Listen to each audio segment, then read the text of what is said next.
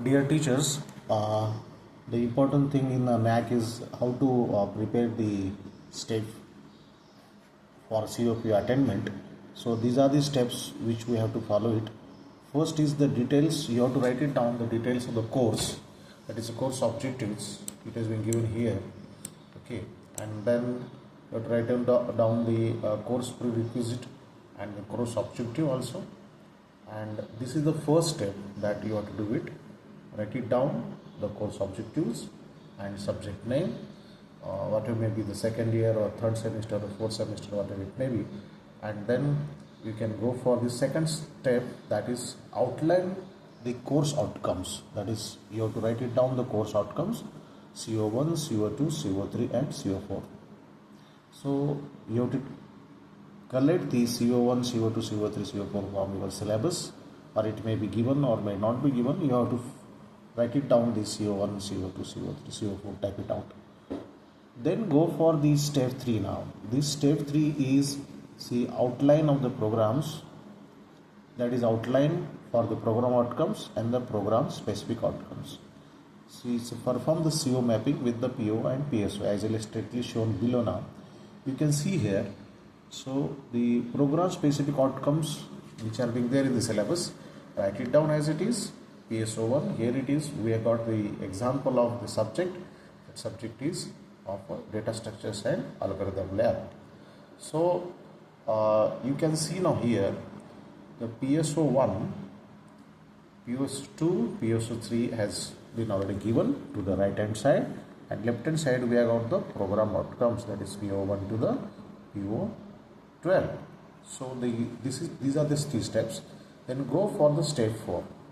Now you have to make the table for CO, that is CO1, CO2, CO3, CO4 and PO1 to the PO12 and then PSO1 to the PSO3. If it is available in your syllabus, then put it as it is. If it is not available, then make it the comparisons with the CO1 and PO1 and see that the thing which is given here in the table, that is 3 corresponding to the high correlations and 2 corresponding to the medium correlations and 1 corresponding to the low correlations between CO and PSO. So if you are really confident that the CO1 is mapping to the PO1 at a level of 2, you are going to do it, then you write it on 2. If it is a medium one, and 3 is a high and 1 is a low. So 3, 2, 1. So see the PO1 and CO1. So can we take the example of CO1 and PO1? So PO1 is a engineering knowledge and CO1 is a, you will understand the role and applications of a data structure in real life. So I have taken a 2. So you can take a, in your subjects, if it is a 2, then 2, then if you can take it 1 or a 3 also. So you make it such a chart first, then you will see that there is an average, that is 2.25, 2.25. You have to make the average of this, that is CO2 PO and CO2 PSO. Then we will go to the step number 5. So in the step number 5, you can see now here, the entries, bold entries are there, which has been taken. I have taken it here, the table for the CO attainment calculations. So what is condition? That if needed, one may use more internal assessment tools. More than that, assessment tools can be used. But what is the target?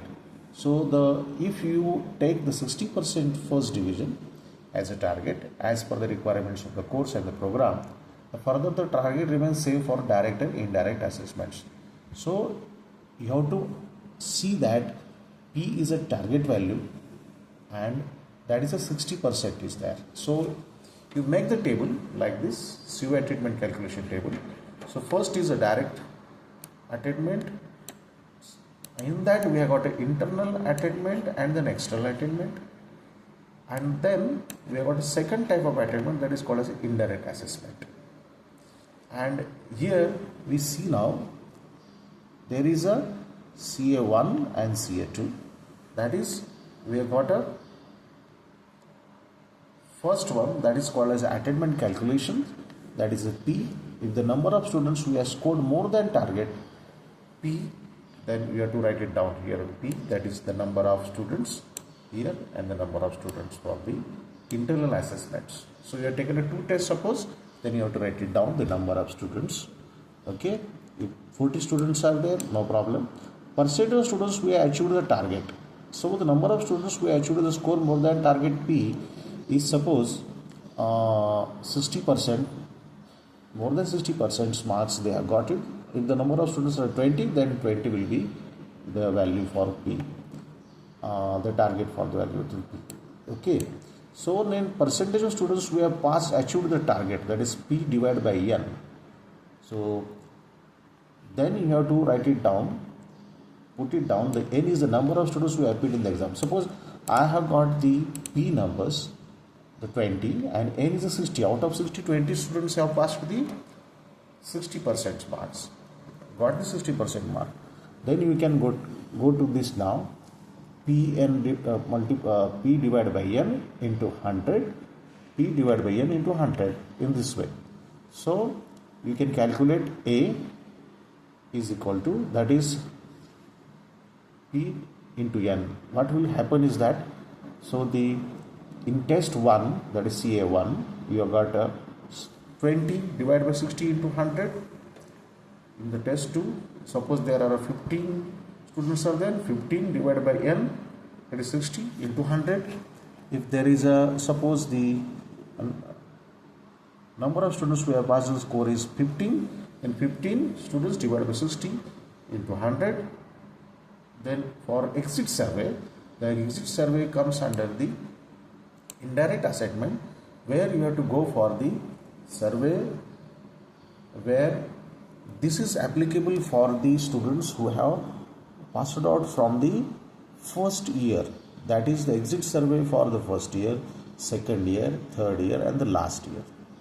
If it is applicable, then you have to write it down here, the number of students who have passed 60% for the indirect assessment. So you have to take the exit survey. The parameters of the exit surveys, we will see that. Now the attainment level A, B, C, D, that you have got the calculations of this, then you can put it the numbers here in the table, that is P divided by N into 100, whatever will be. Suppose we have already taken the 20 students divided by 60 into 100, that will be 20 divided by 60 means 1 by 3, and 100 divided by 3 means 33%, 33.33. Now see the attainment level now. So 3 for 80%, more than 80%, 2 is for 70%, more than 70%, 1 is for more than 60%. Okay. Attainment based on the internal assessment is average of A and B. So what is average of A and B? That is A and B, you have to take it the average of A and B. A plus B divided by 2. Then put it the value here. A, suppose we have taken the A is the value where it is being 33%, suppose B's value is 17%, then the CA will be, the average of A and B means 33 plus 17 divided by 2, that is 25.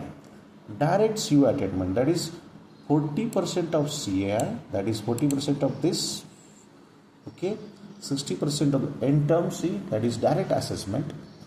You can take it now, 40% of CI, means what is the meaning of this? The 40% of this CA1, CO, CO2, okay, and that is called as the direct assessment. That is end term, 60% of end term, that is a C, okay. 40% of CI, A means, that is suppose A has got the 30%, 33% and 15%, then we have to do the combinations of the additions of A and B, okay, and then you get 50%, then 50% of 40%, that is going to be your value, that is nothing but 5 into 4 means 20.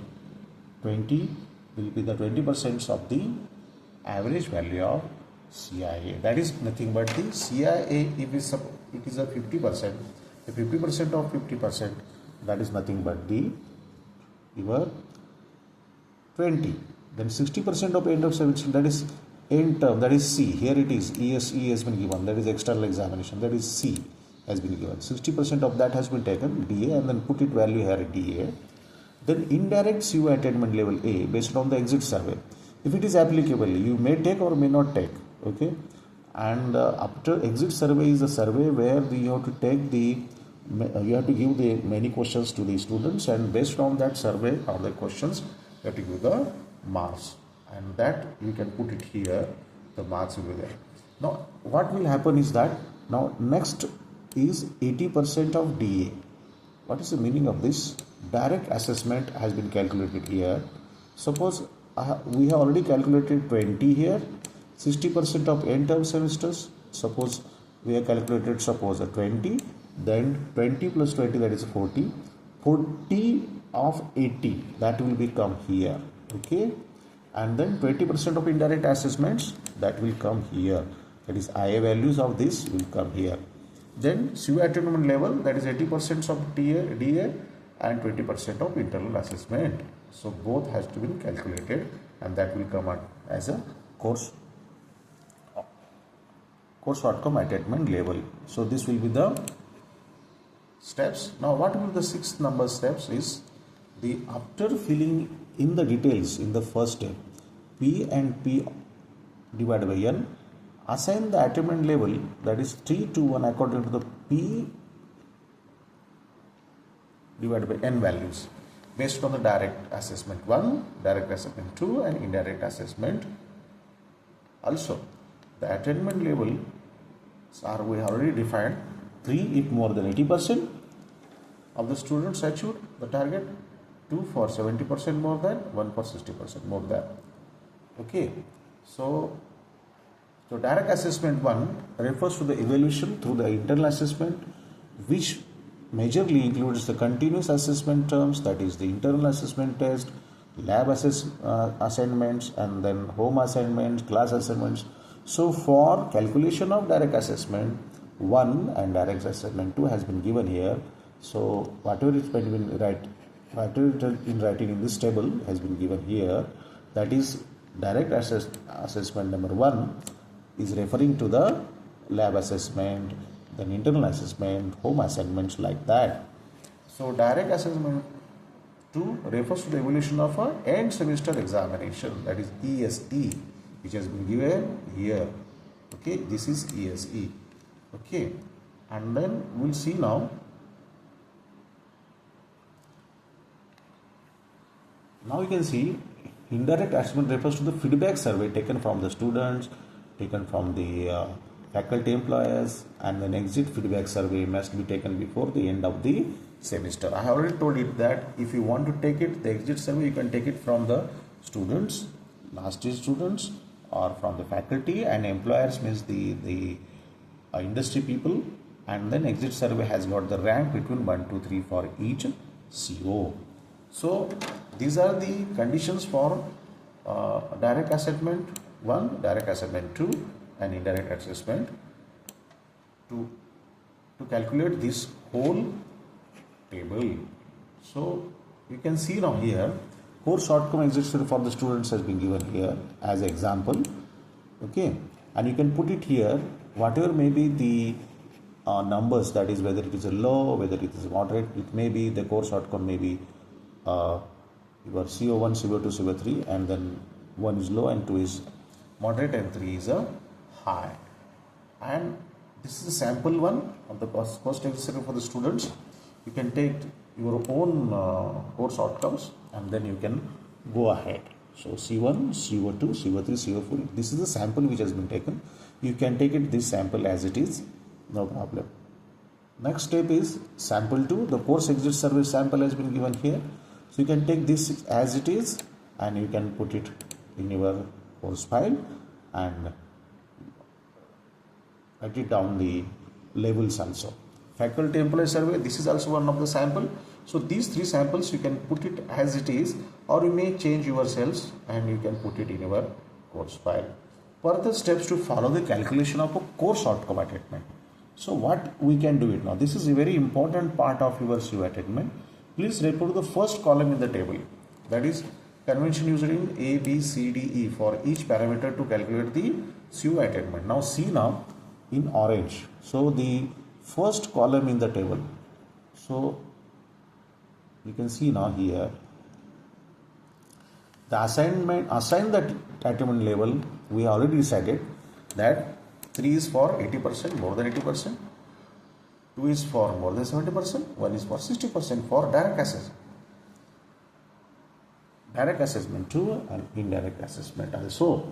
So attainment based on the internal assessment, that is CI, that is average CI, which we have already taken. So this is actually the conditions, and all these things have been given here about the calculation which we have made it here. Okay, now we will see the calculations also here also. So the assignment level has been decided, attainment based on the internal assessment has been calculated, the average, direct CO attainment level has been calculated, that is N term C, indirect CO attainment level IA has been there. So course outcomes attainment level is 80% of D and 20% of IA, which has been already calculated. This is there. So whatever it has been given here is been explained here in this paragraph. Okay, now we go for the actual calculations. Now number of students who have scored more than target, that is more than 60%, 19 students. 15 students for the test number second, EAC 22, and also the course exit survey, then we have got a 22. Now what is target value? It is 60% target value if you take it. Percentage of students who have achieved the target, suppose 60% students, 60% marks have been taken by the 19 students, then how you will calculate? 19 divided by 16, that is 86.4 is the percentage. What is actually the size of this now? That is number of students are there. So the capital N is nothing but the, then if you calculate, then you will come to know that this is 15 and this is 68.2 will be the percent of students who have passed actually to the target. That is out of this number. What will be the numbers of the students then? 86% students, 86.4% students have been achieved the target. Means these are the 86%, 86.54% of the students. Okay, so if you calculate the 19, that might be the 25, maybe the students are there, that may be divided. 19 divided by 25 might be coming 25 or 24 students might be. So number of students are divided. So the 19 are the number of students who got the target. N is the number of students, and you can calculate. You can see now 86.4% are the students. That is 19 students are there. And what will be the number of students? You can calculate it. So you can do the calculation. So that calculation comes out to be, that is 19 students are there. We have got the target values. Okay, that is 60%, more than 60%, and then this comes out to be the 60%. That is the 19 divided by n into 100 is equal to 86.4. That comes out to be n is equal to 86.4. N is equal to, then comes out to be, that is 86.4 into capital N is equal to 19 into 100. So n is equal to 19 into 100 divided by 86.4. That is going to be the number of students. That is 1900 divided by 86 is going to be the number of students. Okay. Now This is 100%. Okay, percentage students, that is all students have taken, that is nothing but the 22 is the your number of students. So what will be the value here? That is P is nothing but the 19, N is the 22, 19 divided by 22 students into 100, that comes out to be 86.4, 68.2, because it is a 15 divided by a number of students, that is 22. Okay, that is comes to 68.2. Here it is 100%. Okay, because 22 students have targeted. We have got a number of students are 22 and targeted students are also 22. That's why it is 100. So attainment level, A is equal to 3, B is equal to 1. C is because more than 80%, 60% targets is 3 students are there. You can see now here, earlier we have seen it here, what is the value of A, what is value of B. Okay, so write it down here, A and B, and depending upon these values of A and B, okay, 86%, more than 86%, that's why we have taken value 3 here. It is 68%, it is in between 80 and in between 70 and 60, that's why its value is 1. Okay, actually 68.2 by wrongly taken, that is it is in between the value of 70 and 60, it has to be 2. Okay, C is equal to 3 because it is 100%, more than 80%, it is 3. Now CIA, that is going to be 2, that is best, that is average which we have taken. 3 plus 1 is equal to 2. Okay, 3 plus 1 divided by 2 is a 2. And then direct CO attainment level, that is 40% of this CI and 60% is 2.6. Okay, so what is the meaning of that? 0.4 into 2 plus 0.6 into 3, because it is been given as a calculation here. So it is 2.6. Indirect assessment, now you can take on the survey and it has come to be a 3 because it is 100%, that's why it is 3. 80% of DA now. What is it? 80% of DA, that is 80% of direct attainment. 2.6%, 2.6 value, 2.6 into 80%. 80% values, that is 2.6, 80% is going comes out to be 2.08. 20% of a indirect assessment, that is 3, that is simple, that is 0.6, and then we have got the values of CO attainment level, that is COA 2.68. So we can put it here. Now we can see now already we have got the attainments, that is targeted COPO mapping. Okay, and we have got the also the this is targeted one. Now we have got the PO attainment calculations. So CO1s we have taken it. Okay, now according to this, now PO1 to PO3, the average mapping will be done. This is now you can see now what is PO divided by PO attainment, that is nothing but step number 7 is based on the course objectives attainment value as calculated at the end of step 6. So what is that? PO divided by PO attainment, okay, COA, okay, into M divided by 3, that is referred to the step 6 of COA. Step 6 of COA, this is step 6 COA. So this is 2.68. Okay, this is 2.68.